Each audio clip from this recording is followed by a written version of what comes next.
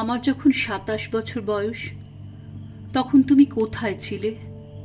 কিংবা কিংবা ধরো, যখন আমি ৩০ আর সারা রাত জেগে পাতার পর পাতা লিখে যাচ্ছি অকারণে, তখনই বা কোথায় ছিলে তুমি? জীবনে কিছু শেষ করতে পারিনি আমি।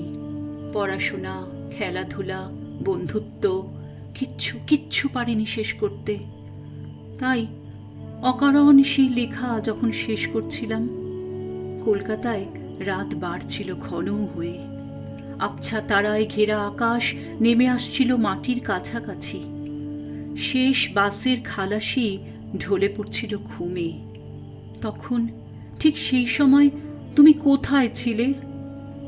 আমার ৩০ বছর বয়সে তুমি কোনো মিনারের ওপর একা একা বসেছিলে সারাটা বিকেল। এই শহরের রাস্তা দিয়েই তো আমি হাঁটতাম, এই হাওয়া বাতাসেই তো শ্বাস নিতাম, ঘুরে বেড়াতাম এই শহরের আলো ছায়ার জাফরি ভেঙে। তবু তবু বলো, তখন কেন তোমায় দেখতে পাইনি?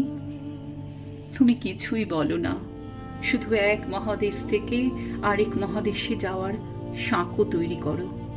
বুনে রাখো গানের সোয়েটার, শীত শহরের মাফলার। কপালের ওপর এসে পড়া চুল সরিয়ে বলো, দেরি হয়ে যাচ্ছে। সত্যি করে বলো তো, আমার চেয়েও কি বেশি দেরি হয়ে গেছে তোমার?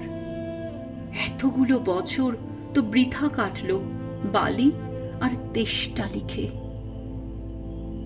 আজ তোমায় বলি, আমার ২৭ বছরের সঙ্গে আবার কোনো এক জন্মে যখন দেখা হবে তোমার, তাকে সেবার অন্তত তুমি চিনতে পেরো একটু। তাকে তুমি এভাবে অকারণ পাতার পর পাতা ধুলো খেলার সুযোগ দিও না আর, কেমন?